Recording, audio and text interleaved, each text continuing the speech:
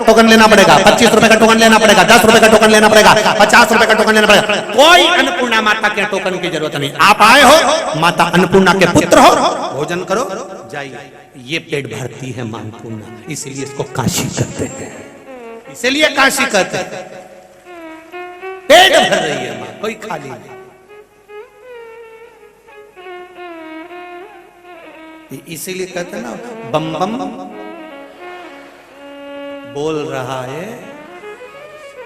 ये उसकी आनंदता।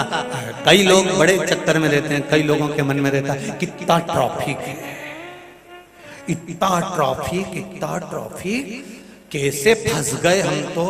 अगली बार दर्शन करने के लिए मैं तो भैया जब खाली समय होगा तब आएंगे। तो जरा विचार करो, इतने ट्रैफिक में भोलेनाथ ने तुम्हें फंसाया क्यों? भगवान भोलेनाथ ने कहा, तेल घी का सामान खा खा के तेरे शरीर में नाड़ियों भी चोक हो गई, ट्रैफिक जाम हो रहा है। थोड़ी देर जैसे मेरे मंदिर में आने के लिए जाम में फंसा रहेगा, जाम धीरे धीरे क्लियर होगा, तू मेरे पास आएगा, मिलने की ललकता बढ़ेगी। उसी तरह जितने धीरे धीरे जाम क्लियर होते चले जाएंगे, मेरे पास तक आएगा तो ये फेफड़ों की नलियां भी क्लियर होती चली जाएंगी। तो टेंशन वेंशन मत लो, थोड़ा इंतजार तो करो तुम लोग। बस चिल्ला के कह दिए इतना जाम, इतनी भीड़, इतना जाम, इतनी भीड़, इतना जाम क्यों लगाया? जाम क्यों लगाई? अच्छाई देखो ना हर चीज में, पर आदत पड़ी है ना हमारी बुराई देखने की। बाप रे इतनी भीड़, राम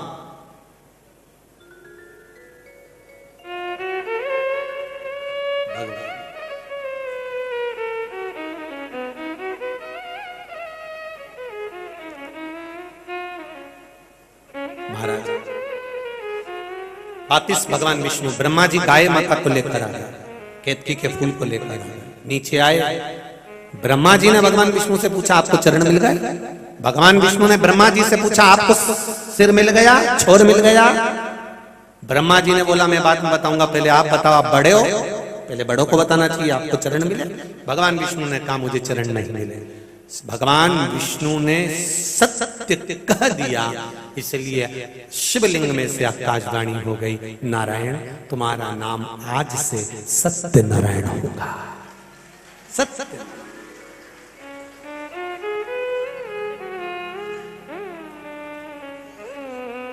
सत्यनारायण भगवान की पूरी कथा आप ध्यान से सुनना। 5 अध्याय, 5वें अध्याय में ब्राह्मण के घर पर कथा होते देखी, लक्कड़हारे ने कथा सुनी, सत्यनारायण भगवान की पूजन करी, राजा ने कथा सुनी, पूजन करी, सेठ व्यापारी साहूकार ने कथा सुनी, पूजन करी। पर पूरी कथा में तुम्हें ये नहीं मिलेगा कि वो कथा थी कौन सी, जो लक्कड़हारे ने सुनी थी, जो साहूकार ने सुनी थी, जो ब्राह्मण ने सुनी थी, वो कथा थी कौन सी? पंडित जी ने 5 अध्याय तो बात और उसमें बोला कि इनने ये कथा कराई और ये कथा सुनी, तो वो कथा थी कौन सी? स्कंद पुराण से सत्यनारायण भगवान की कथा निकली है। तो स्कंद पुराण में लिखा है शंकर भगवान ने सत्यनारायण भगवान का नाम, भगवान विष्णु का नाम नारायण रखा। ये जो भगवान शंकर के शिवलिंग के प्रकट होने की जो कथा है और भगवान का नाम नारायण से सत्यनारायण होने की कथा है, यही कथा सत्यनारायण भगवान की कथा है, जिसको 5 अध्याय में वर्णित किया गया।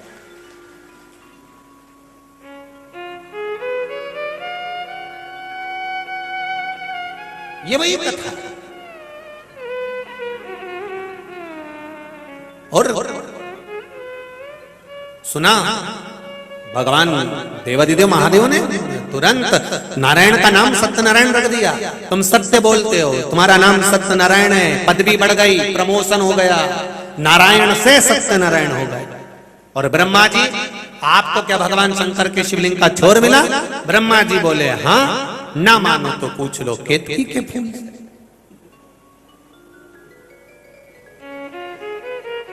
ये झूठ बोलने वाले जो होते हैं ना, ये बहुत प्रमाण लेकर चलते हैं। थोड़ा बहुत नहीं साहब तुम इनसे पूछो होते।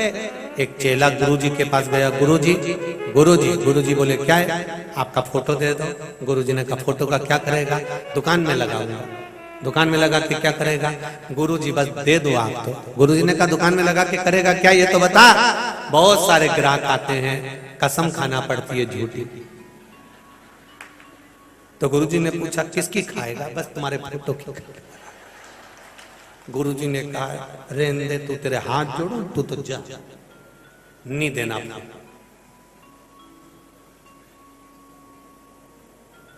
नहीं दे। अब हो ऐसा कभी विचार करिएगा। बहुत पत्रिकाओं में गणेश जी का फोटो बना होता है, मैगजीन में ये फोटो बना होता है, वो फोटो बना होता है। कभी विचार करो, अपने पूर्वजों का फोटो छाप के बता। और वो नाली में पड़ा दिखे तो कैसे तुमको मन में आएगा, अरे मेरे भगवान, पिताजी का फोटो नाली में, माता जी का फोटो नाली में। भगवान का फोटो तो छाप दिया और वो नाली में जाए तो कोई उठाने को तैयार नहीं। उसमें श्रेष्ठता नहीं, उसमें आनंदता नहीं। केतकी के फूल ने कहा कि ब्रह्मा जी को शंकर भगवान का छोर मिल गया। शंकर भगवान क्रोध में आ गए और श्राप दे दिया, रे केतकी के फूल, मैं तुझे श्राप देता हूं, सारे देवताओं पर चढ़ेगा पर देवाधिदेव महादेव पर कभी नहीं चढ़ेगा। भूल से भी अगर केतकी का फूल शंकर के शिवलिंग पर चढ़ गया तो 100 गौहत्या, 1000 गौहत्या के बराबर दोष लग जाएगा। श्राप दिया। ब्रह्मा जी ने कहा ना मानो तो गौ माता से पूछ लो। गौ माता से पूछा, आप बताओ क्या ब्रह्मा जी को सिर मिला?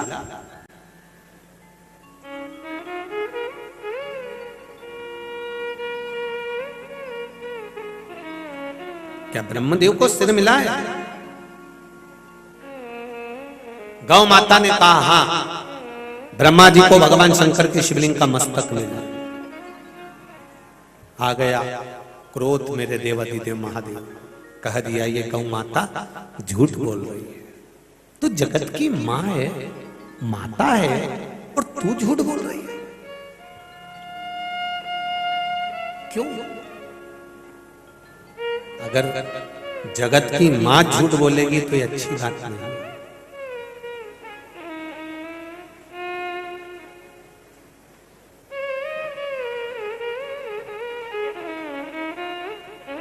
जिस समय पर भगवान देवाधिदेव महादेव माता पार्वती को अमर कथा सुना रहे थे और पार्वती जी को निंद्रा आ गई थी, शिव जी ने पूछ लिया था, पार्वती जी क्या तुमने कथा पूरी नहीं सुनी? पार्वती जी बोली कथा तो सुनी पर मेरा मन वृंदावन चले गया था। कितनी जिद करी थी माता पार्वती जी ने, कितनी जिद शिव जी से कथा सुनने के लिए, कितनी जिद करी थी कि भोलेनाथ सुना दो ऐसी कथा जिसे सुनकर मैं भी अमर हो लूं। भोलेनाथ सुना दो ऐसी कथा जिसे सुनकर मैं भी अमर हो लूं। भोलेनाथ सुना दो ऐसी कथा जिसे सुनकर मैं भी अमर हो लूं। भोलेनाथ सुना दो ऐसी कथा जिसे सुनकर मैं भी अमर हो लूं। जिसे सुनकर मैं भी अमर हो लूं। जिसे सुनकर मैं भी अमर हो लूं। जिसे सुनकर मैं भी अमर हो लूं। जिसे सुनकर मैं भी अमर हो लूं। भोलेनाथ सुना दो ऐसी कथा जिसे सुनकर मैं भी अमर हो लूं। भोलेनाथ सुना दो ऐसी कथा जिसे सुनकर मैं भी अमर हो लूं। ओ भोलेनाथ सुना दो ऐसी कथा जिसे सुनकर मैं भी अमर हो लूं। भोलेनाथ सुना दोनों हाथों से पीछे वाले भी कथा जिसे सुनकर मैं भी अमर हो। तीनों पंडाल के लोग, तो इधर वाला पंडाल इधर वाला पंडाल, दोनों हाथों से भाव।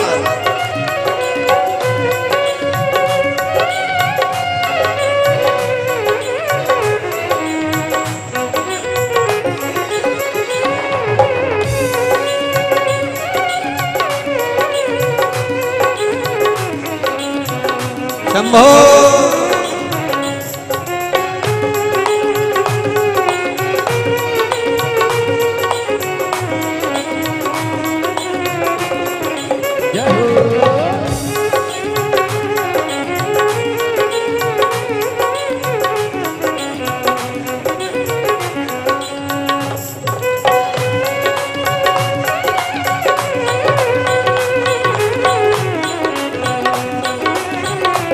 जय हो।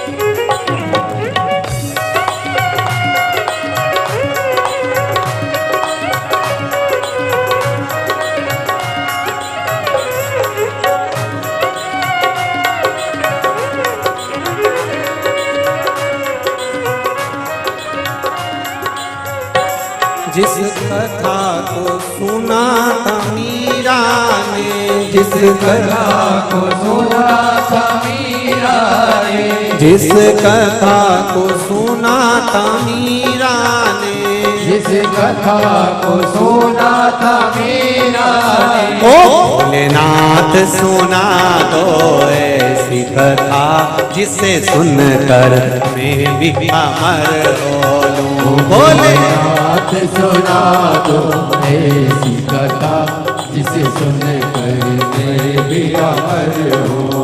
ओ भोलेनाथ सुना दो ऐसी कथा जिसे सुनकर मैं भी अमर हो लूं। भोलेनाथ सुना दो ऐसी कथा जिसे सुनकर मैं भी अमर हो।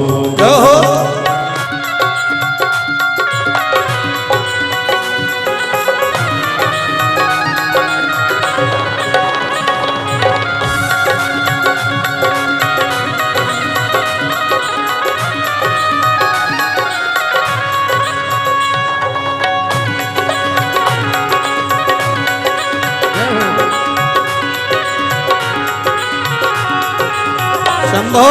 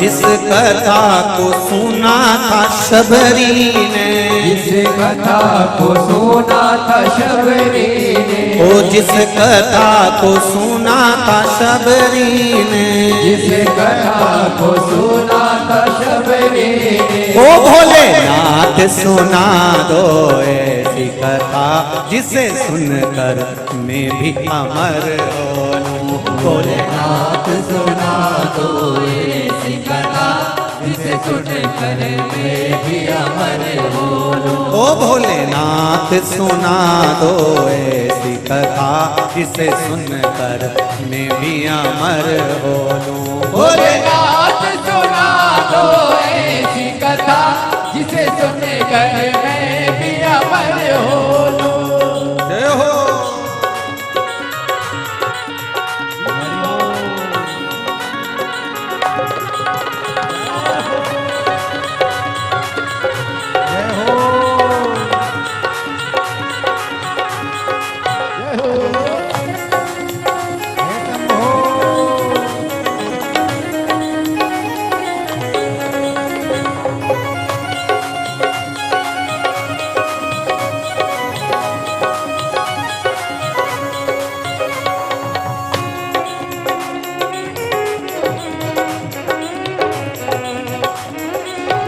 शंभो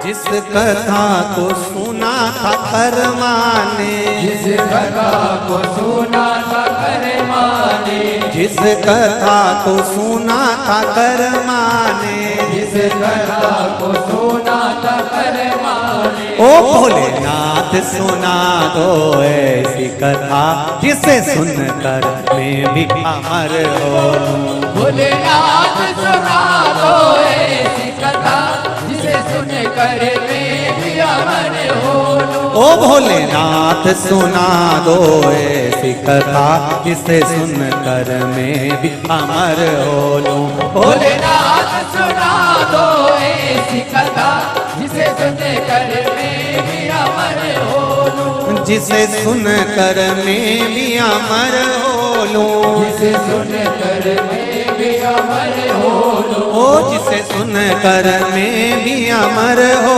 लूं। जिसे सुन कर मैं भी अमर हो लूं। ओ भोलेनाथ सुना दो ऐसी कथा जिसे सुनकर मैं भी अमर हो लूं। भोलेनाथ सुना दो ऐसी कथा जिसे सुन कर मैं भी अमर हो लूं। भोलेनाथ सुना दो ऐसी कथा जिसे सुनकर मैं भी अमर हो लूं। भोलेनाथ सुना दो ऐसी कथा जिसे सुन कर मैं भी अमर हो हार हार भगवान शिव की कथा कह रहे हैं। भाव से स्थान पर बैठकर भगवान शंकर के मूल मंत्र का स्मरण करेंगे। भगवान शिव से विनय निवेदन करेंगे। माँ गंगा के पावन तट पर काशी की पावन धरा पर ज्ञानवापी शिव महापुराण की कथा का रस तत्व श्रवण करने का सौभाग्य अपने को मिला है। उसका आनंद लेते हुए भाव से भगवान से प्रार्थना दिल से करिएगा। श्री शिवाय नमस्तुभ्यं। श्री शिवाय श्री शिवाय नमस्तुभ्यं। श्री शिवाय नमस्तुभ्यं। श्री शिवाय नमस्तुभ्यं। भोला सब दुख काटो मार, ओ भोला सब दुख काटो मार। शिव शंकर जपो तेरी माला, भोले बाबा जपो तेरी माला। भोला सब दुख काटो मार, ओ भोला सब कथा कर रही है। भगवान ब्रह्मा जी गौ माता के सम्मुख में, गौ माता ने झूठ कह दिया। किन भगवान नारायण ब्रह्मा जी को शिवलिंग का छोर मिला है। आकाशवाणी हुई, गौ माता को श्राप दिया, हे गौ माता तुम झूठ बोल रही हो, तुम्हारा पूरा शरीर पूजा जाएगा, पर जिस मुख से तुमने झूठ बोला है तुम्हारा मुख अपूज्य माना जाएगा, क्योंकि तुमने झूठ बोला।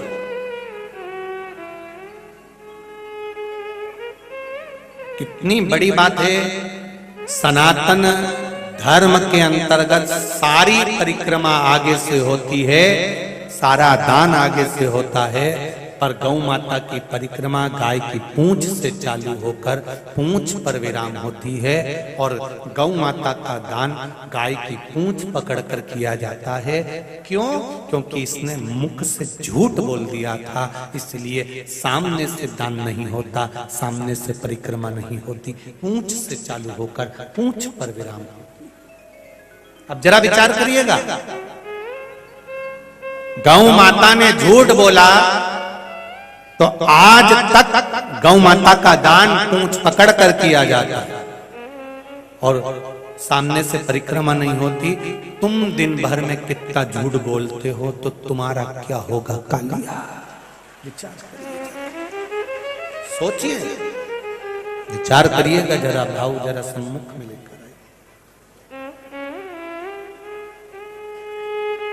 क्या हुआ? कितना झूठ बोलकर कहा सम्मुख में शिव कथा करे। ब्रह्मा जी बोले ये आकाशवाणी झूठी है। भगवान शंकर को क्रोध आया, शिव जी प्रकट हो गए, और प्रकट होकर उन्होंने पांव के नख को तोड़ा, नख तोड़कर फेंका, फेंक कर काल भैरव को प्रकट कर दिया। जिन काल भैरव का दर्शन काशी में होता है, ये वही काल भैरव भगवान शंकर ने काल भैरव को प्रकट करा, और भगवान शिव ने कह दिया काल भैरव काट दे ब्रह्मा जी का सिर। जिस मुख से ब्रह्मा झूठ बोल रहा है, इसका ये सिर काट दिया।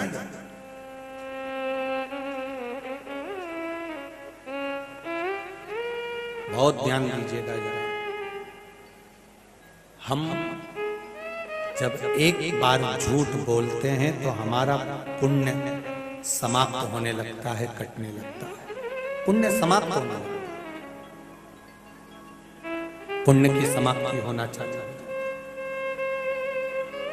जब हम झूठ की ओर बढ़ते हैं, झूठ की ओर आगे बढ़ते हैं, हमारा पुण्य, हमारा व्रत, साधना, उपास, भजन, कीर्तन, ये समाप्त होने लगता है। महाराज ब्रह्मा जी तुम झूठ बोले हो। काल भैरव ने ब्रह्मा जी का सिर काट दिया। सिर कटा हुआ लुढ़कते लुढ़कते लुढ़कते लुढ़कते चला। ब्रह्मा जी के रक्त से कर्मनाशा नदी प्रकट हुई। कौन सी नदी प्रकट हुई है? कर्मनाशा। और कर्मनाशा नदी जब प्रकट हुई तो कहा ये ब्रह्मा जी के रक्त से बनी है कर्मनाशा, ब्रह्मा जी के रक्त से बनी है, इसलिए इसका स्पर्श, इसका छींटा भी अगर शरीर पर पड़ गया, हमारी जिंदगी में हमने जो सत्कर्म किया है, अच्छा कर्म किया है, वो सारे कर्मों को नष्ट कर देगी। यह कर्मनाशा नदी, उसका नाम ही कर्मनाशा, जो श्रेष्ठ कर्म को नष्ट, अच्छे कर्म को जो नष्ट। भगवान विष्णु ने भगवान शिव जी के आगे हाथ जोड़ स्तुति करी।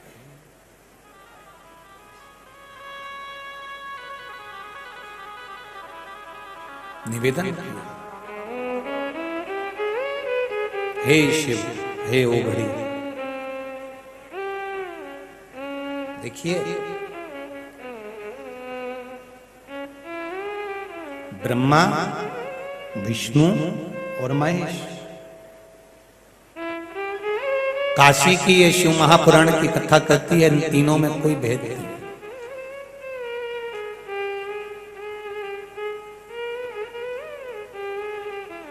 जो 24 घंटे राम नाम का जाप करते हैं, 24 घंटे राम की भक्ति में डूबे रहते हैं, 24 घंटे जो भगवान कृष्ण का भजन करते हैं, कृष्ण की भक्ति में डूबे रहते हैं, 24 घंटे जो देवी की आराधना करते हैं, देवी की भक्ति में डूबे रहते हैं, 24 घंटे जो भैरव की आराधना करते हैं, भैरव की भक्ति में डूबे रहते हैं, 24 घंटे जो शिव की आराधना करते हैं, शिव की भक्ति में डूबे रहते हैं। शिव महापुराण की कथा कहती है आपके भीतर जो बसा हुआ होता है, आपके चेहरे पर वो झलकने लगता है, ये निश्चित है।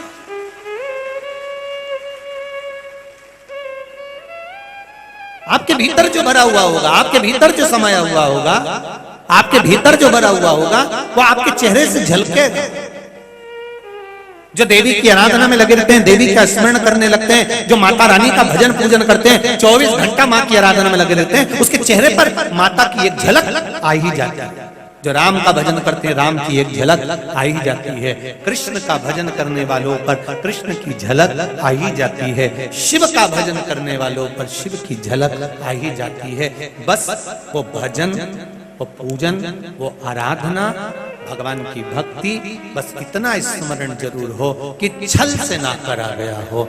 छल से नहीं करा होगा तो ये निश्चित है आपके भीतर वो परमात्मा झलकेगा, जरूर, निश्चित है।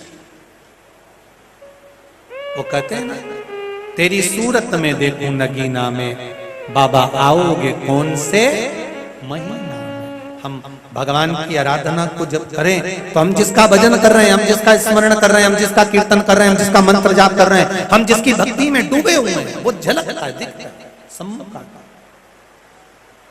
दिखेगा, सम्मुख आएगा। महाराज समय आया, वो सामने प्रकट हो, सम्मुख में आए। ये आपकी भक्ति का बल है, ये आपकी भक्ति का स्मरण है, ये आपकी भक्ति का प्रबल है। महाराज शिव पुराण कह रही है, भगवान शंकर की कथा कहती है, जिस घड़े में जल भरा होगा वो घड़ा जल का झलकेगा, जिसमें तेल भरा होगा उसका तेल झलकेगा, जिसमें डीजल या पेट्रोल भरा होगा डीजल पेट्रोल झलकेगा, जिसमें घी भरा होगा घी झलकेगा, जिसमें दूध भरा होगा दूध झलकेगा। शिव पुराण कहती है जिस मनुष्य के भीतर जो भरा होता है वो झलकता जरूर है।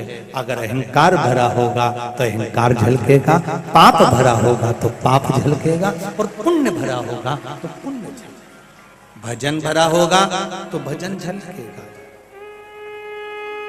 आप इतनी संख्या में आए हो काशी की पावन धरा पर, गंगा के घाट पर, कितनी दूर दूर से आप लोग कथा सुनने के लिए आए हो। आपके भीतर जो भजन भरा हुआ है, आपके भीतर जो स्मरण भरा हुआ है, आपके भीतर जो मंत्र जाप भरा हुआ है, आपके भीतर जो नाम जाप भरा हुआ है, जब भजन होता है, कीर्तन होता है, मंत्र जाप होता है, तब वो झलकता है तो सम्मुख में लगता है कि आपके भीतर वो भरा है, तो झलक रहा है, जो है वो दिखता है, सम्मुख में प्रकट हो जाए। शिव कथा का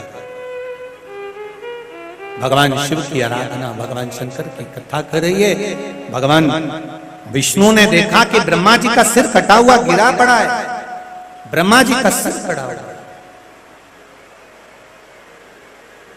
और जब ब्रह्मदेव के सिर को देखा, मस्तक को देखा, तो ब्रह्मा के सिर को देखकर उसी समय पर कहा, भगवान विष्णु ने हाथ जोड़ नमन कर कर प्रार्थना करी, निवेदन करा, हे प्रभु, हे दयालु, कृपा करिए, करुणा करिए, दया करिए। भगवान ने पूछा क्या बात है?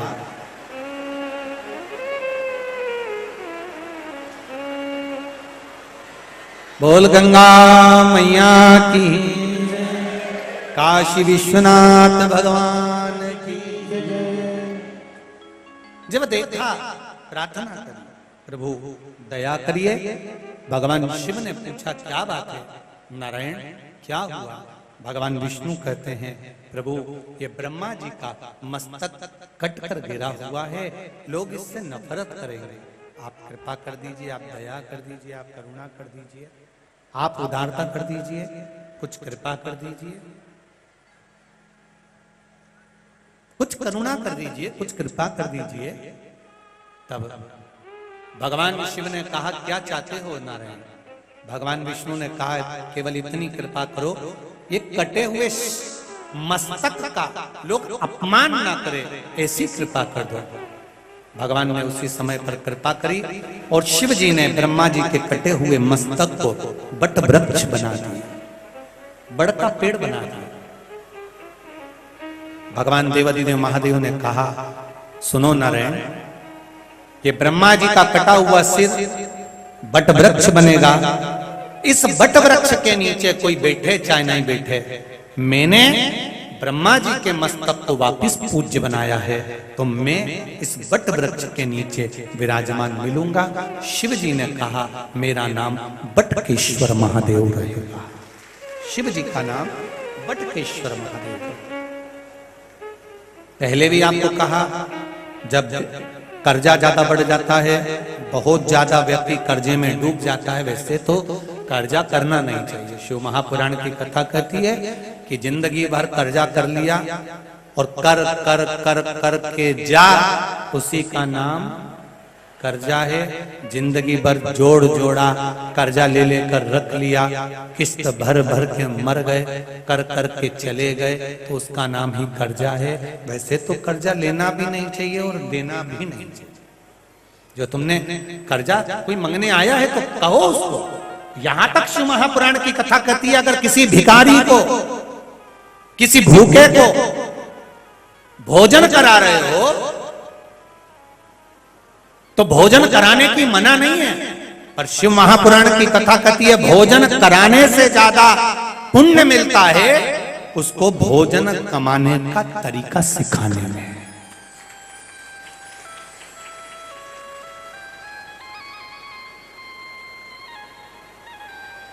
कितने पूरी काशी में अन्नपूर्णा रसोई में भोजन निःशुल्क है, इतने काशी में मठ मंदिर हैं, सब जगह पर भोजन प्राप्त हो रहा है, हर जगह पर रुकने की व्यवस्था, भोजन की व्यवस्था।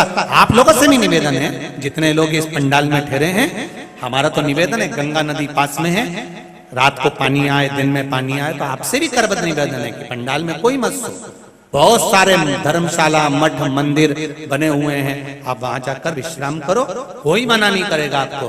बस इतना कह देना कि साहब हम शिव महापुराण की कथा सुनने आए हैं, हमको थोड़ा सा सोने की व्यवस्था दे दो, कोई मना नहीं करेगा। ये काशी की पवित्र धरा है, कोई मना नहीं करने वाला। मत सोइए, रात्रि का समय है, गंगा का तट है, पानी आ रहा है, तो आप अपने स्थानों पर जाकर सोइए।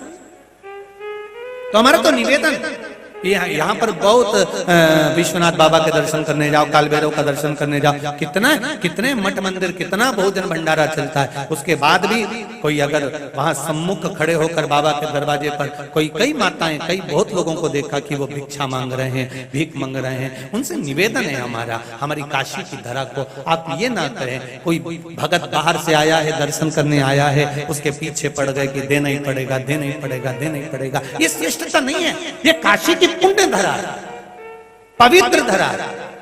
यहां अन्नपूर्णा सबका पेट भरती है, तो तुम्हें मांगने की जरूरत ही नहीं है।